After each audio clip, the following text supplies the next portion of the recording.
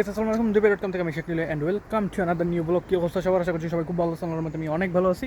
আজকে আমি আমার বাসা থেকে একদম এখন নিচের দিকে যাইতেছি, আর এখান দিয়ে নামার যে মুহূর্তগুলো, এই মুহূর্তগুলো আমার কাছে এত ভালো লাগে। এখানে ওঠার সময় বেশি ভালো লাগে, নামার সময় বেশি ভালো লাগে। এখান দিয়ে দেখতে পাচ্ছেন যে এদিক দিয়ে হচ্ছে ওঠার স্থান, তারপরে এদিক দিয়ে ওঠার স্থান। আমাদের মূলত কোনো ধরনের রাস্তা করা লাগে না, যদিও আমি চাইলে রাস্তার ওদিক দিয়ে যেতে পারি, বাট রাস্তার ওদিক দিয়ে গেলে হয় কি একটু গাড়ি ঘোড়ার চাপাচাপি থাকে, বাট তারপরও ওদিক দিয়ে মানুষজন হাঁটার স্থান আছে। বাট এগুলো সিঁড়ি দিয়ে দেখতে পাচ্ছেন যে মানুষ আসলে কুকুর টুকুর নিয়ে উঠতেছে, এগুলো নিয়ে উঠলে জিনিসটাকে আরও বেশি উপভোগ লাগে। আবার এখান দিয়ে অনেক জায়গায় বসারও স্থান আছে, চাইলে আপনি বসতে পারবেন। আর এটা একটা কিন্তু টুরিস্ট পয়েন্টের মধ্যে অন্যতম।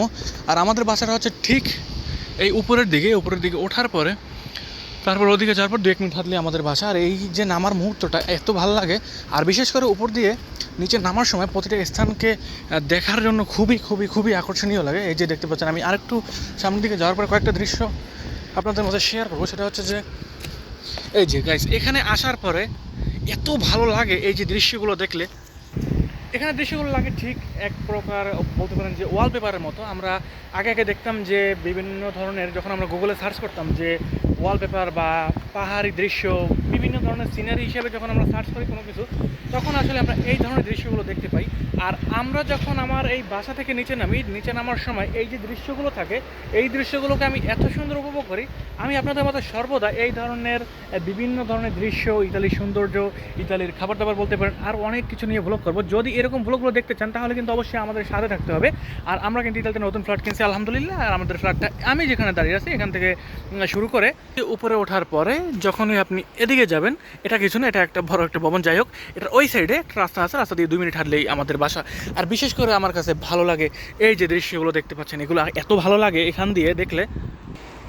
আমাদের জন্য রাস্তা দিয়ে যাওয়ারও চান্স আছে, বাট আমরা রাস্তা দিয়ে যাই না, কারণ রাস্তা দিয়ে গেলে একটু গাড়ি ঘোড়ার শব্দ, তারপরে বিভিন্ন রকমের চাপাচাপি লাগে না খুব একটা। তারপরও রাস্তা দিয়ে গেলে, যাই হোক, একটু রাস্তা দিয়ে গেলে জিনিসটা আসলে একটু ঘোরাটা বেশি হয়ে যায়। বাট এখান দিয়ে যদি উঠি একদম নিরিবিলি বলতে পারেন, আস্তে আস্তে ধীরে সুস্থে তারপরে আমরা এখান দিয়ে আস্তে আস্তে উঠি।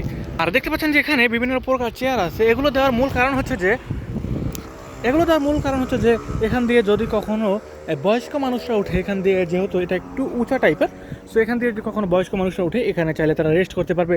বা আপনি যখন বিকালবেলা এখানে ঘুরতে আসবেন তখন আপনি এখানে বসবেন, এবং বসার পরে যখন আপনি এই দূরের দৃশ্যগুলো দেখবেন তখন আপনার মন একদম জুড়িয়ে যাবে, কিন্তু এই সৌন্দর্যের মাঝে হারিয়ে যাবেন আপনি বলতে পারেন। তারপর দেখতে পাচ্ছেন যে ওগুলো হচ্ছে সি বিচ। এগুলো যা দেখতে পাচ্ছেন এগুলো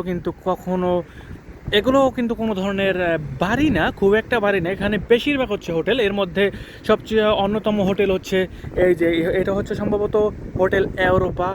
তারপরে এখান দিয়ে বহুত হোটেল আছে, বহুত বড় বড় যে উঁচু যে বিল্ডিং হোটেলগুলো দেখতে পাচ্ছেন, এই একটা হোটেল। তারপরে দেখতে পাচ্ছেন যে এটাও সম্ভবত হোটেলটা, আমার খুব একটা জানা নেই। এখানে বাড়ি গাড়ি আছে, হোটেল আছে।